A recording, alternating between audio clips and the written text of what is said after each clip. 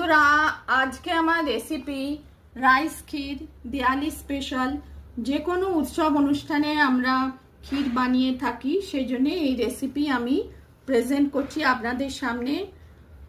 Diwali special rice ক্ষীর। প্রথমে দুধ ভালো করে ঘন করলাম।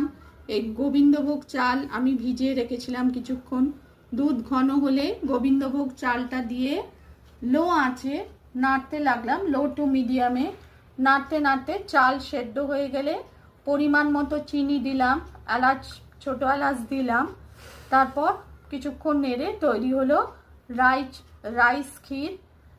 তারপর কাজু বাদাম, পেস্তা, অ্যালমন্ড দিয়ে আমি গার্নিশ করেছি। কিশমিশ, কাজুও ভেতরে আমি দিয়েছি। রেসিপি পছন্দ হলে লাইক করবেন, চ্যানেলটিকে সাবস্ক্রাইব করার অনুরোধ রইল। দেখুন রাইস ক্ষীর, টেস্টি ডিলিশিয়াস রাইস ক্ষীর দিওয়ালি স্পেশাল। আপনারা তৈরি করে দেখতে পারেন।